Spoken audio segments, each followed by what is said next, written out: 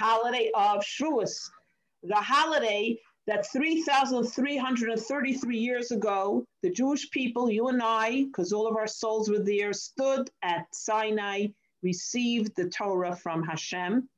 And this Monday, we will reenact by reading the Torah portion of the Ten Commandments, once again, the giving and the receiving of the Torah, as the Torah tells us that every year we get it again. It's not like it was a one-time occurrence. Every year, God comes down and gives us the Torah again. That's why it's so important to come to Shul, hear, of anything, hear the reading of the Ten Commandments, and then also enjoy dairy delights, because we Jews love, every holiday you notice has a food that's associated with it. We're amazing. You know, Shavuos is the dairy delights. Why dairy? Dairy. So I wasn't going to go into it this year, but I'll quickly explain. So the simple reason is because after they got the Torah, they had to learn the precise mitzvahs of keeping kosher.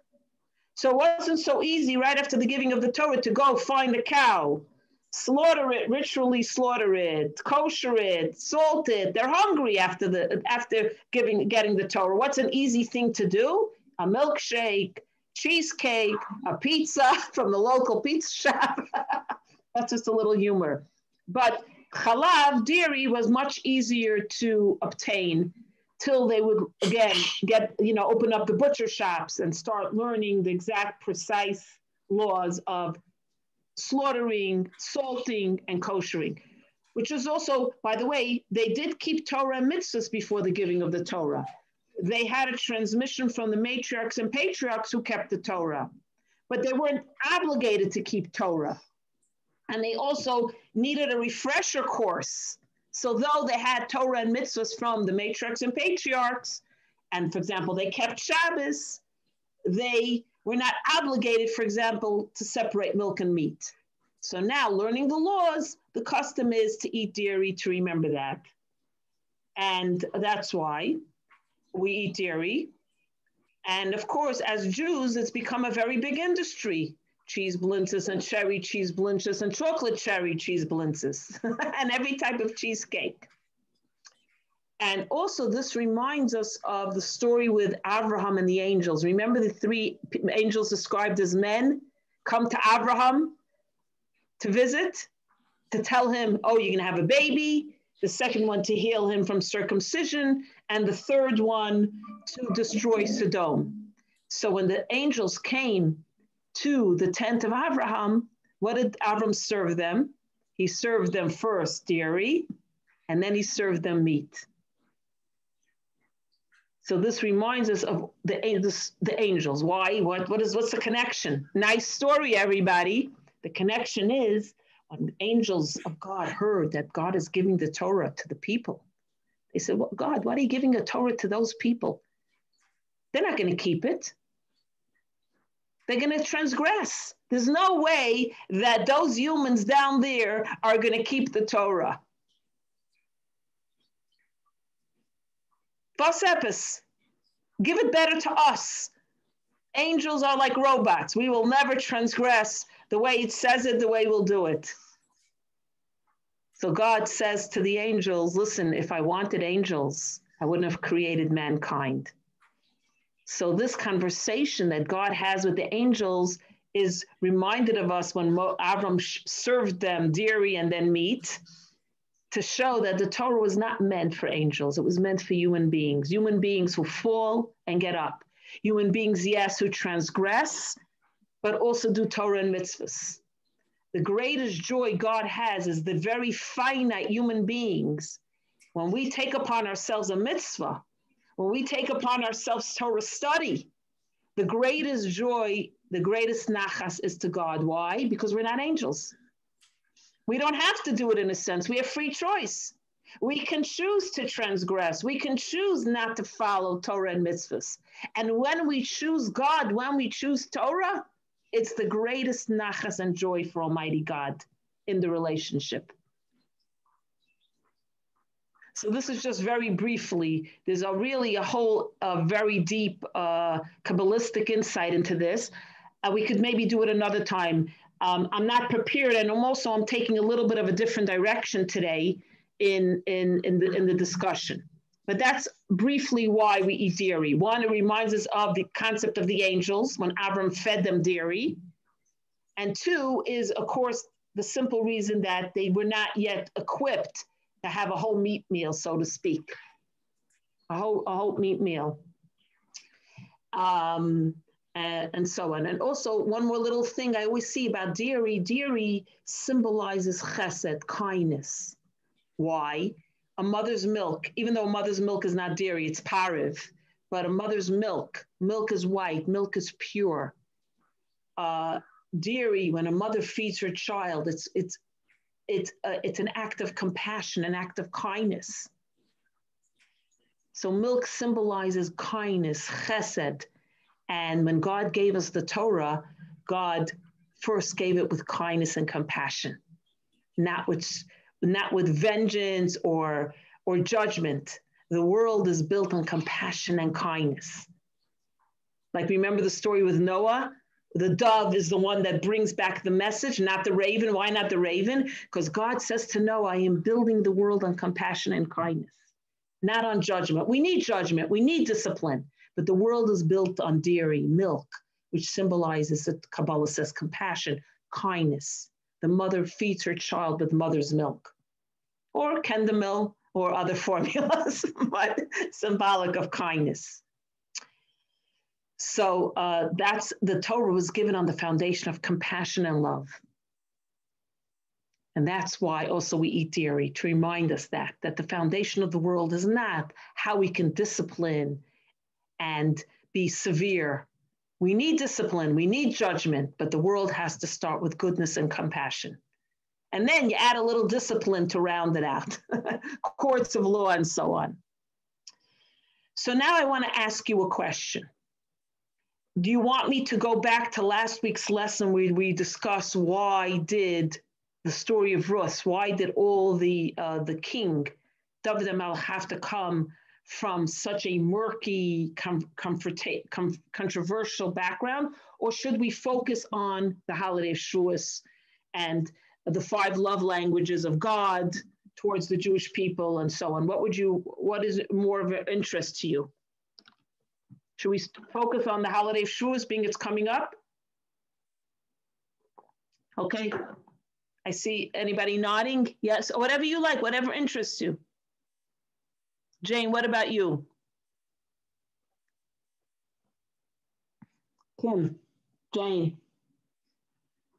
What was the question? I'm sorry. Say that again. Sorry. Unmute, so I could ask you. Sorry, I have noise in the background, so I had to mute it. So the second thing you said, that's what I wanted to know also. What was it?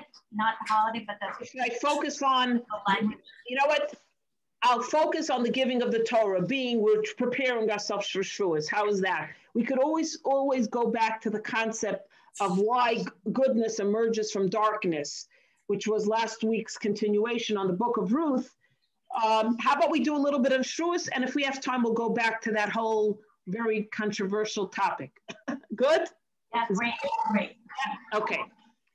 So I'm going to start off with a very interesting medrash, that I read. We have to start off with a joke first. Okay. So a husband and wife are not talking to each other. They're not on speaking terms. And no one wants to break the silence. You're not talking to me. Guess what? I'm not talking to you. So the next day, the husband has a business trip. He has to leave the house at 5 o'clock in the morning. His wife always wakes him up.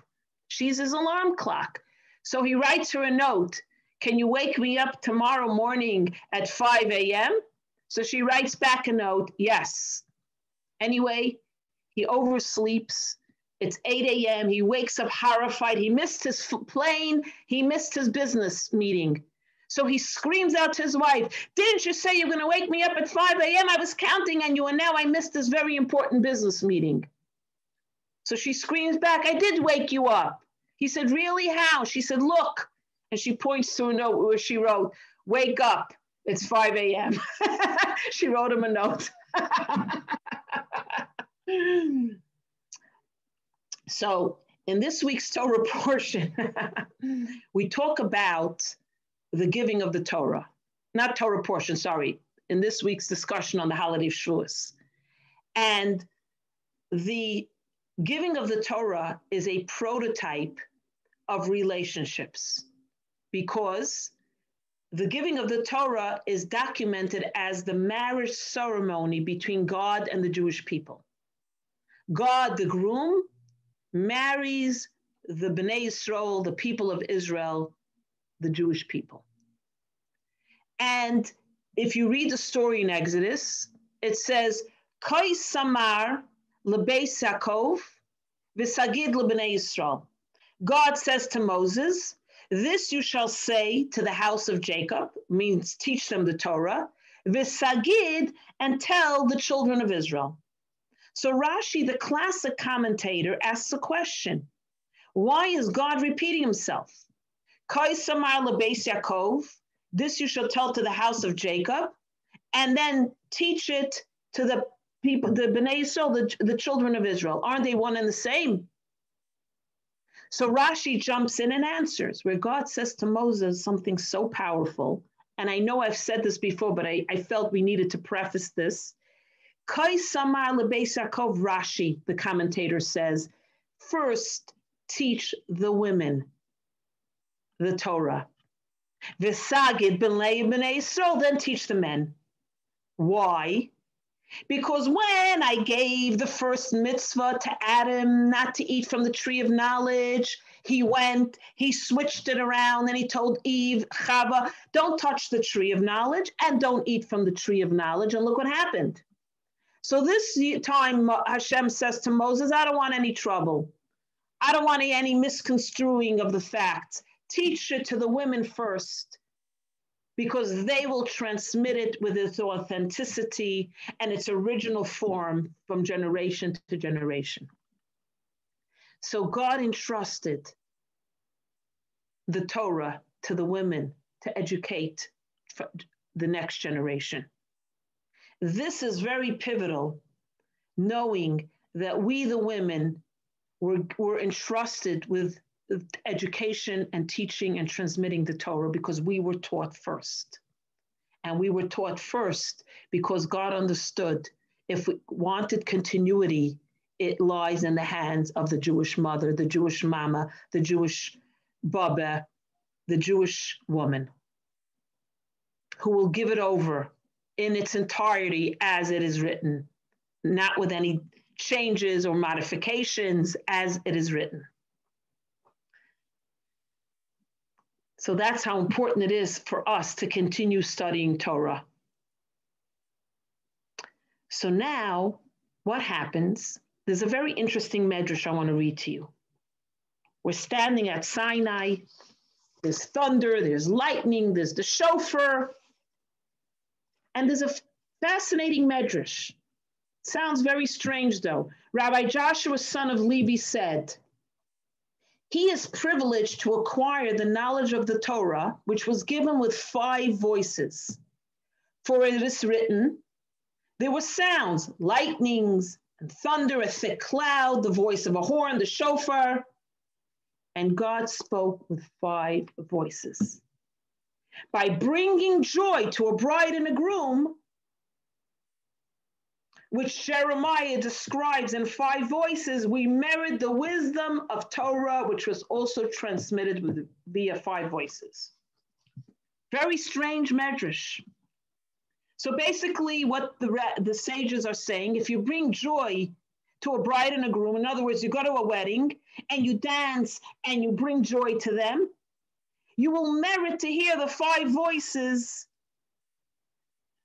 As by Sinai, God spoke to the Jewish people in 5 voices. First of all, what does one have to do with the other? And what are these 5 voices? I didn't hear 5 voices, did you? We heard one voice. Anochi Hashem Elokecha, I am God, your God, who took you out of Egypt. You shall not worship other gods. You shall not steal. So I'm happy I'm traveling 140 miles each way. Why? Okay, I think she's okay. Because I'm Because going to a wedding tonight. I thought you said that Hashem, you hear voices. yeah, exactly. So first of all, let's start. What are the five voices? What are the five voices? So the Chassidus explains beautifully that when God gave the 10 Commandments, the Torah at Sinai, it was like stereo sound.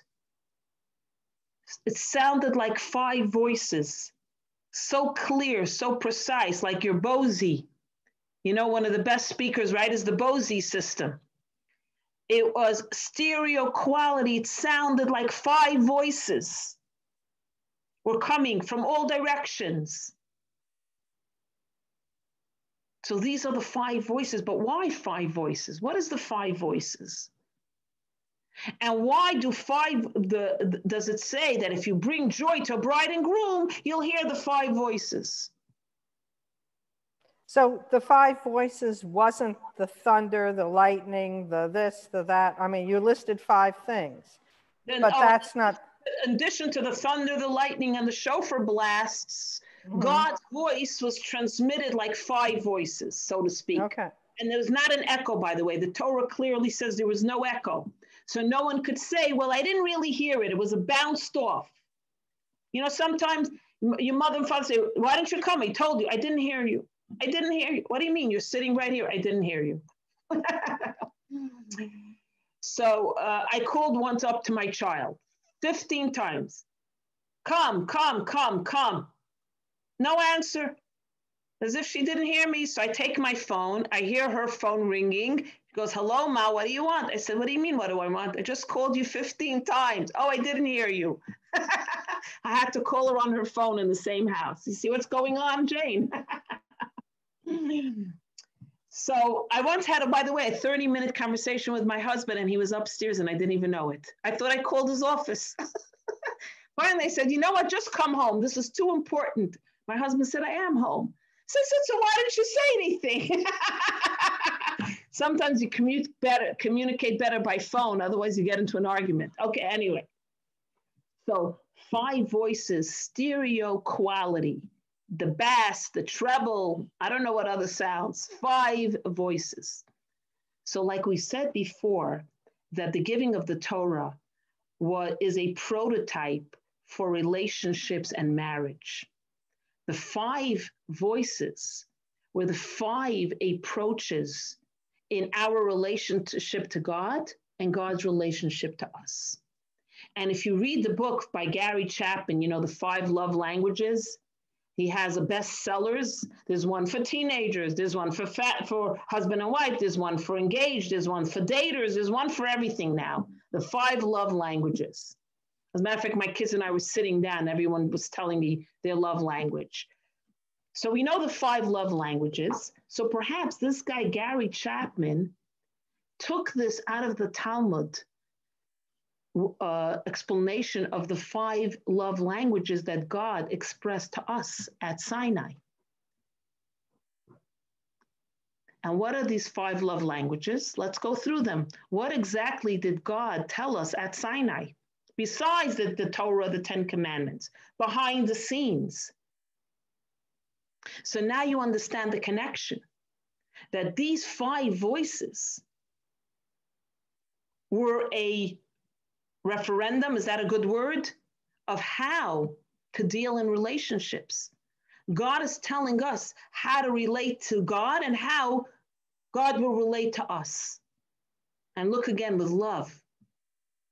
It's not 5 languages, discipline, severity. It's 5 love languages, which means our whole relationship has to be based on love, goodness, kindness, and compassion.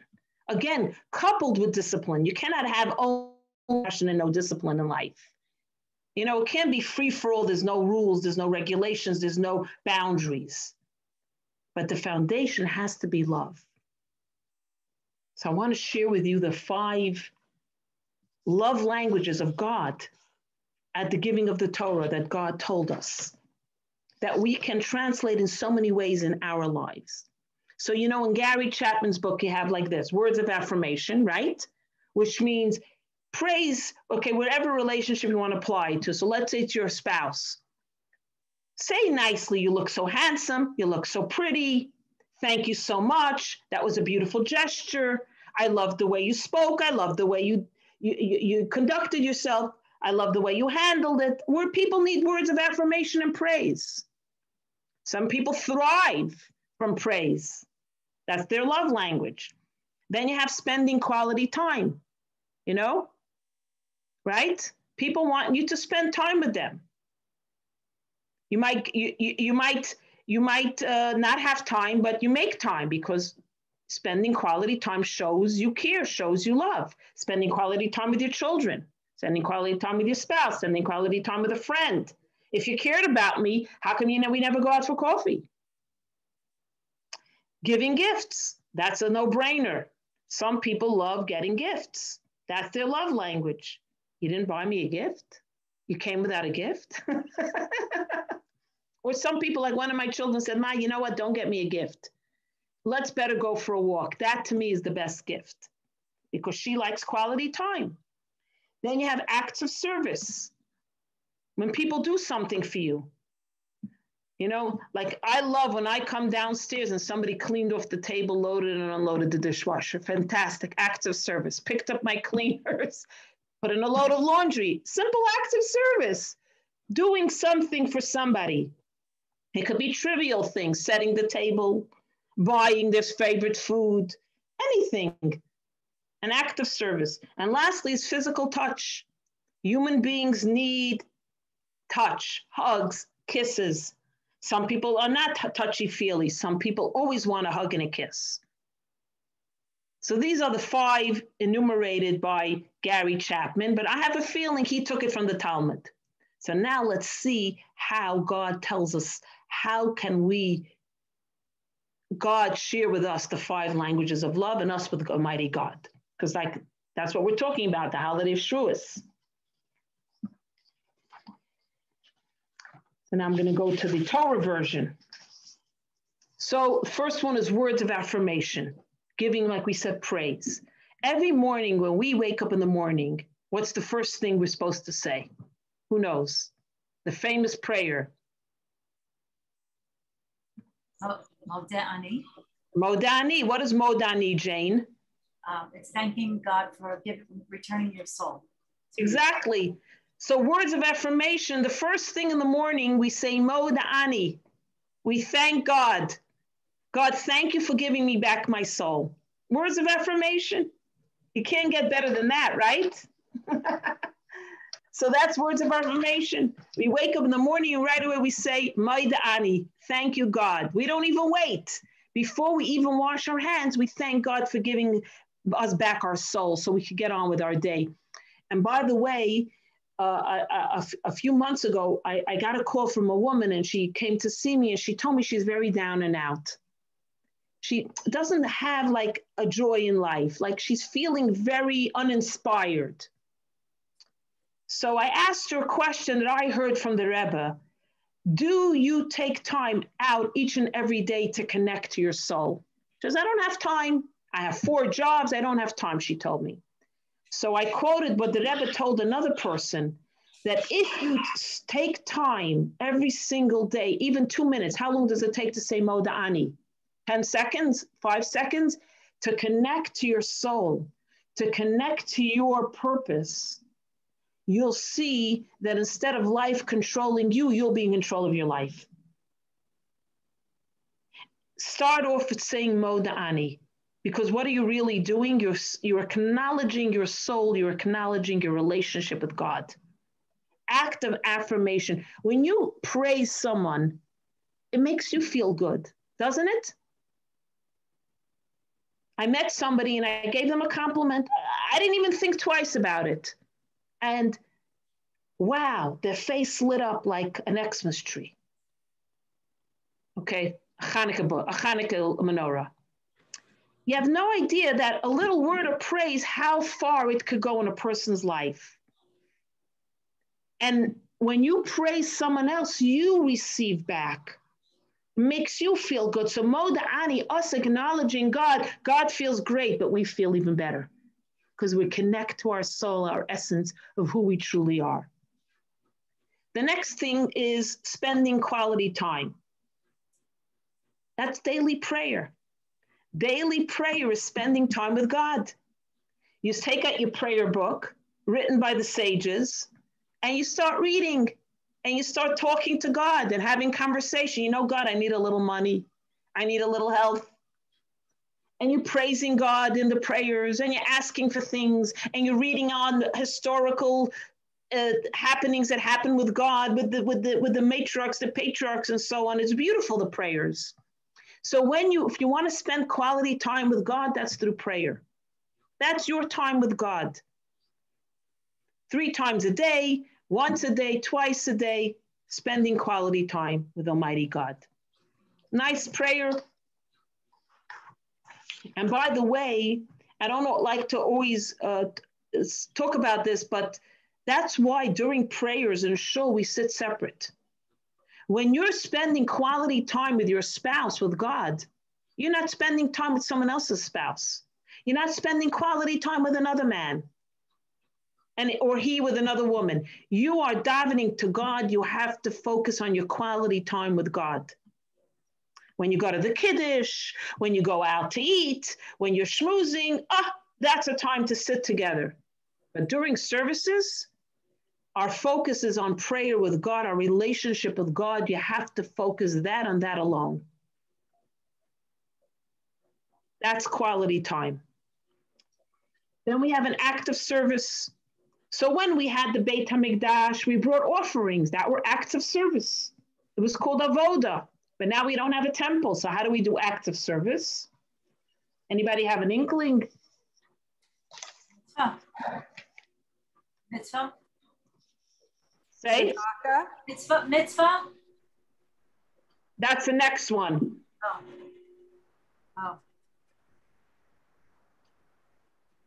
Oh. This is an interesting take. So service of God, like I said, in the Beis HaMikdash, they would bring an offering, right? They would bring a cow, a goat, a lamb, whatever they had to bring. Incense. So I saw something very interesting. Avoda, what's avoda now? What's our service? When we challenge ourselves, when we have like a toxic instinct to be angry, to be arrogant, to be selfish, to have promiscuity, addiction, anything, any negative trait in our character, when we challenge ourselves, that is service to God, which is an interesting take. So during the temple, service of God is offerings. And now, in our world, when we don't have a Beit HaMikdash, is challenging our character traits. That's service to God. When you have an instinct to do something one way, because that's what do you want from me? I'm selfish by nature. My mother was selfish. My Baba was selfish. My great-grandma, we were all selfish. When you challenge a negative trait, that's acts of service. What do you want from me, Rabbi? I'm stingy. My father was stingy. My grandfather was stingy. I don't want, we're all stingy. We are stingy people. That's what we are. So when you challenge yourself not to be a certain way, that's called an act of service. And in relationships, that's very important. It's very easy to be selfish. Say, why shouldn't I do what I want? Why should I do what she wants? Well, I'm not important. But if you can subdue your ego and be humble, then it's not so terrible to do what the other person wants. It's not so horrible. If you can look at the me and turn it into the we, that's how you have humility. The bigger picture. The bigger picture. And then we have touch. The language of love, touch. How is that with God? Mitzvah. Jay, now why? Because mitzvah doesn't mean a good deed. Mitzvah means connection. How do we touch God? By connecting to God. When you plug in your computer, you're connecting to the electrical circuit. When you do a mitzvah, mitzvah comes from the word connection. You want to give God a hug? Do a mitzvah. You want to hug the divine? Do something from the Torah, one of the 613 mitzvahs. Give 10% of your earnings for charity. Eat kosher. Say a blessing before you eat. Visit someone who's sick. Take care of the elderly. Respect your parents. All mitzvahs from the Torah. Some are very easy mitzvahs. Honor your mother and father. That's a mitzvah. If hopefully you have a mother and a father. If you don't, honoring your elders, even your older sister and brother honor is a mitzvah. As my older brother likes to remind me all the time. I'm your older brother. And gift is tzedakah. Giving gifts is tzedakah. That's how the language of love, tzedakah. Because you remember that everything you have comes from God. So it's really not yours to begin with, in a sense. You're only giving what was given to you. Remember the famous story with Moses Montefiore. He was a millionaire. He was one of the chief advisors to the queen. And the other advisors were very jealous. How did a Jewish man become chief advisor to the queen? But she loved him because he was smart, he was wise, he was compassionate. So there was a newspaper article where he's interviewed. Did I tell the story already? You heard it already? And they ask him, Sir Moses, how much are you worth? Worth 3 million quids, or whatever amount of money there was in those days. So then the other advisors come to the queen and they go, look, he's a liar. Have him resign. You cannot have your advisor headline in the newspaper, Moses Montefiore is worth 3 million quid, when we know he's a multi-millionaire. He's worth 300 million quid. So she's very upset. She calls us in. She shows it to him. She says, Sir Moses, are you truly only worth 3 million quid? He says, Your Majesty, 3 million quid I gave for charity this year. That I own because I gave it away. But everything else I don't own. God owns it. In a minute, it could be taken away from me. I only own what I give away. You only own what you have done with it, what you have given. Otherwise, here today, gone tomorrow. So tzedakah, the language of love of tzedakah, is giving really what God gave you. So at Sinai, God is saying to the Jewish people, you want to hear my 5 voices?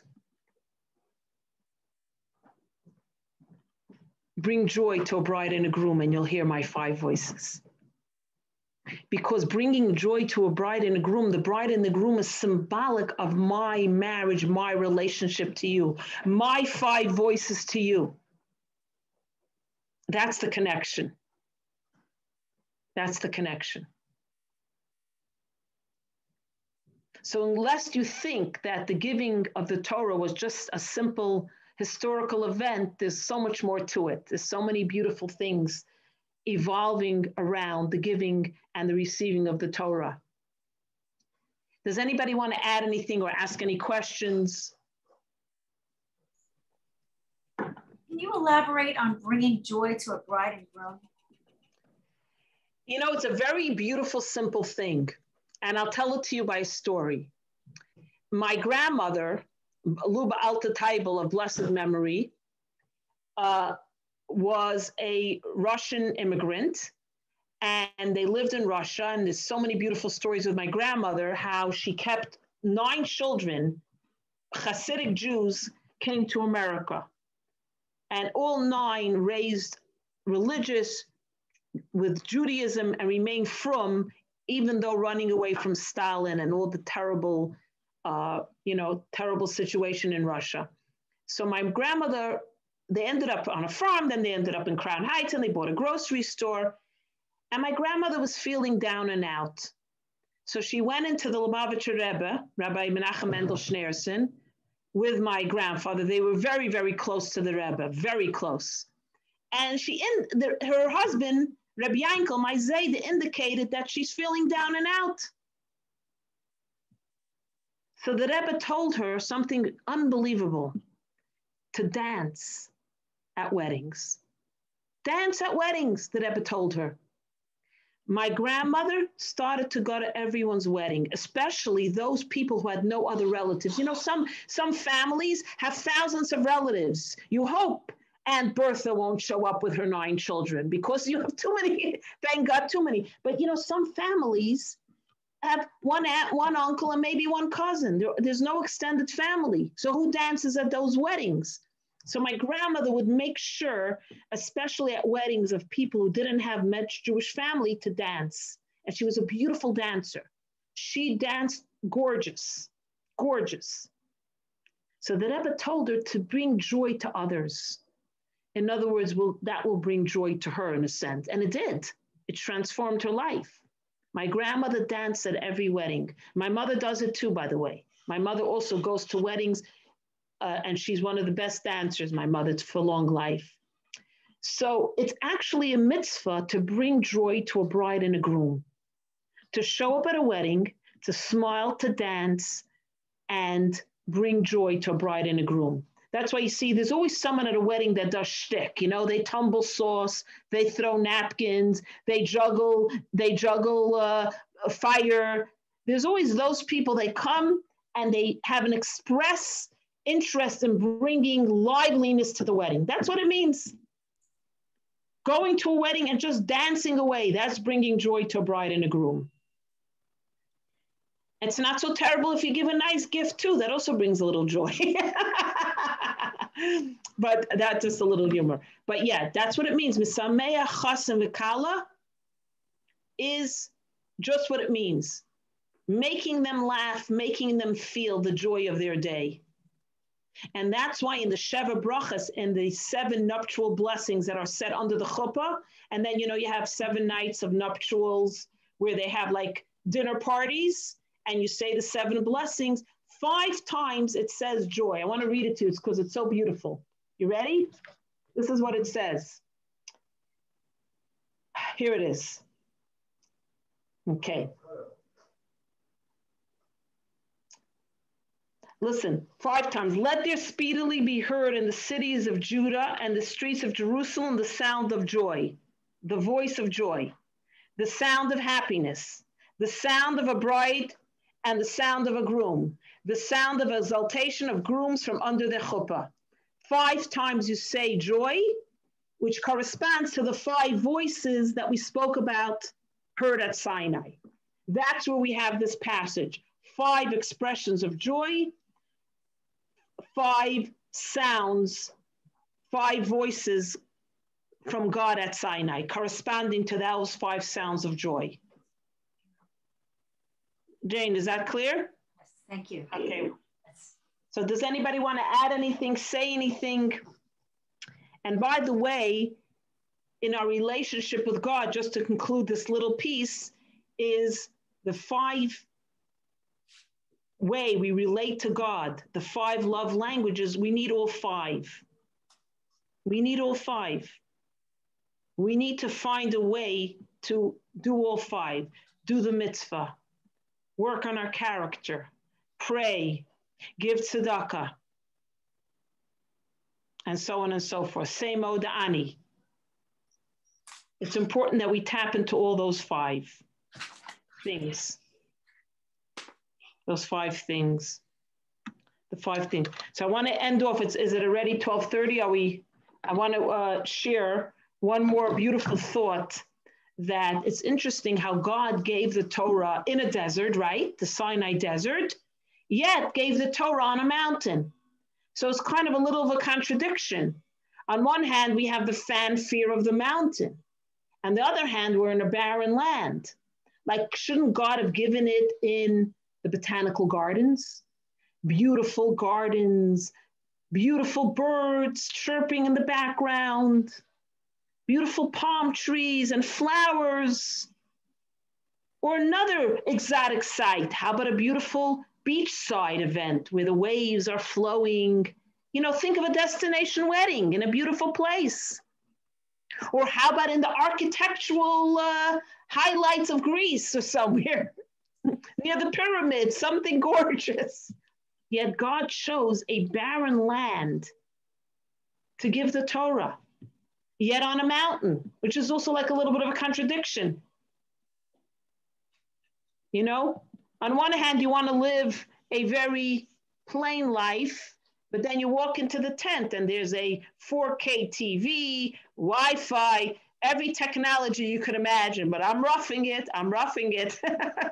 So how do we understand why God chose a desert to give the Torah? And we'll finish with this idea. Anybody have any insights? You could even guess, it's all good. What do you think?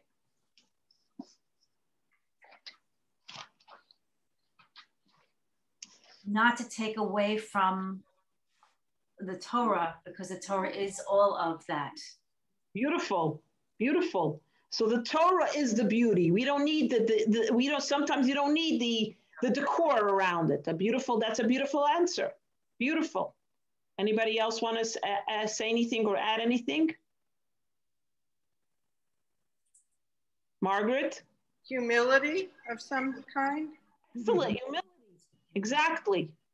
Humility, very good. Mount Sinai, by the way, was the smallest mountain in the Sinai desert. And it's always a story we tell the children. Why did God choose the smallest mountain? Why not the largest, the widest, Mount Everest maybe? And the answer is to show, yes, it's on a mountain, but it's with humility, the smallest mountain. Even when you're great, you could have humility in your greatness. Like Moses was the most humble of all men, even though he was the greatest of all men. That's a very good, beautiful insight. So another beautiful insight. Kim, you want to add anything? Why you think? What would happen if God chose a certain place, a certain location? The owners would say, excuse us, that's our land, that's our territory, that's our domain. The Torah doesn't belong to you, it belongs to us. It was given on our property. There are property lines. So that's a simple answer. God did not want anyone to claim ownership of the Torah. The Torah was given to the Jewish people in a barrenless, ownerless land. No one can claim the property ownership. No one has a deed. Another reason is because it is the barrenness that illustrates the foundation of what Torah is. Torah is about taking the emptiness, the barrenness, the desert-like atmosphere of life, void of water, water symbolic of Torah, a knowledge, and cultivate the barren land. Cultivate, bring light, plant, grow, water, irrigate, nurture, build. God puts us on earth, and now we have to tap in to Torah, to plant our desert, to plant our landscape, to draw our canvas. And that underlies why the Torah was given in the desert, to teach us what is our purpose and mission. Why give a Torah? The Torah teaches us how to cultivate the barrenness of the universe, teaches us how to take a place that nothing grows and plant, a place that has no water and bring water. Because it says Torah is Mayim Chaim, living water. So now why in a mountain? So it should have been on the barren. The God should have said, okay, we're not going up the mountain, down the mountain. Let's keep it all one level here. So why a mountain?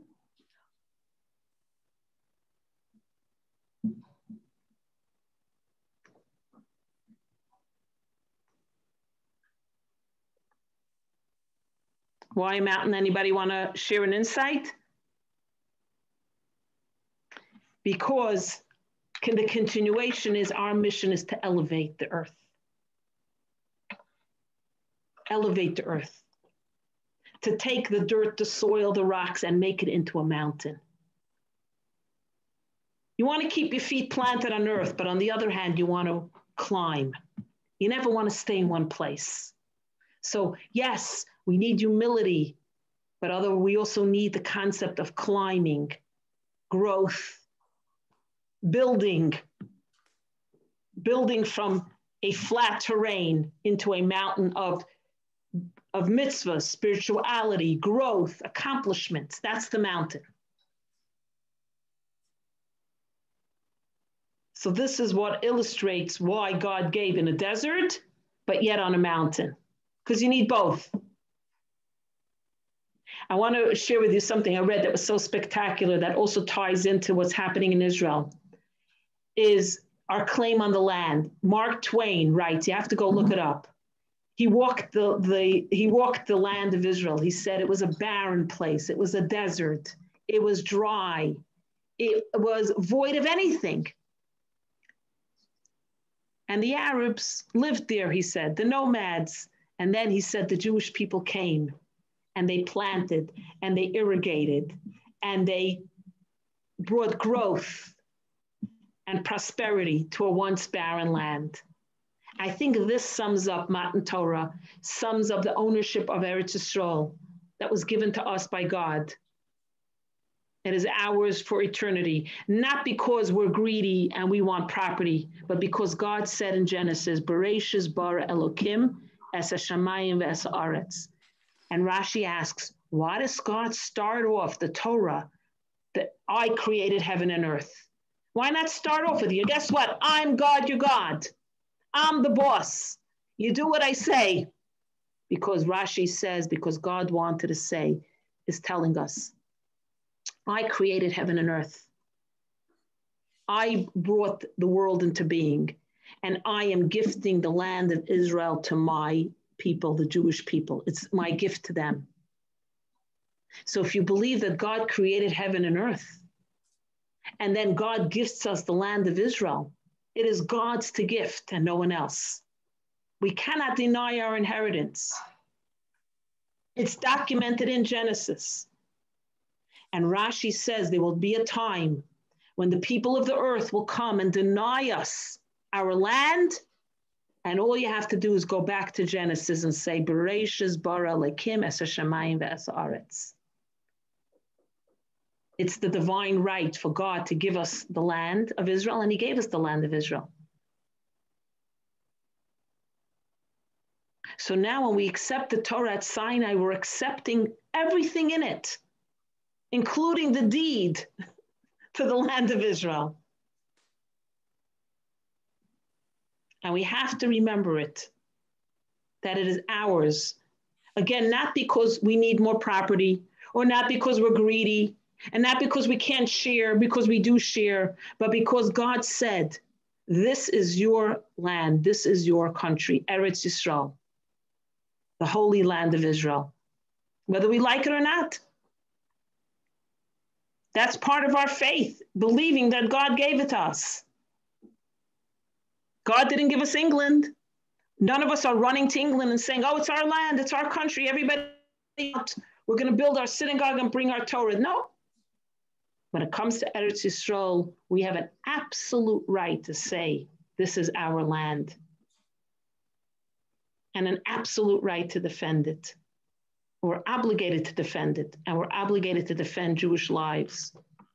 And we have to keep telling ourselves, because we're so insecure, and I'm talking about myself, we're scared to speak up. Maybe you're right. Maybe we're wrong. No, the Torah says it.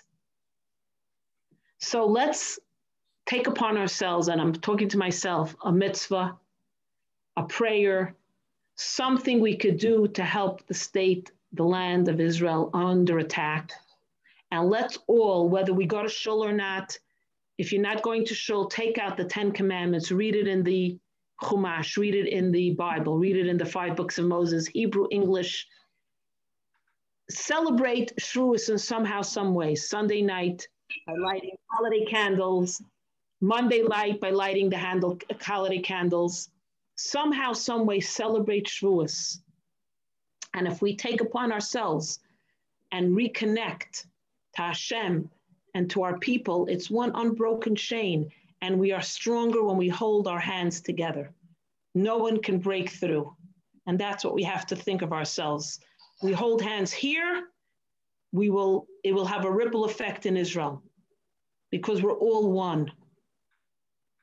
As it says, Vayichan, singular, B'nai Yisrael neged Har. Rashi says, why singular? Thousands of Jews came to Har Sinai, to Mount Sinai, because when they stood at the mountain, they were like one person with one heart, united as one. And then united as one, we can get a Torah from God. But when there's strife, we cannot get that gift. We have to be together. We might not always agree, and we don't agree. We're Jews after all. How could we agree? But when we stand before God to get the Torah, we have to show a united front. We can bicker later back in the kitchen. We can bicker later back in the living room, in the libraries, in the yeshivas, in the schools. But together, when we stand united as one. Anyway, so I'm reinforcing myself, ladies. I don't want you to think I'm preaching to you. I'm preaching to myself.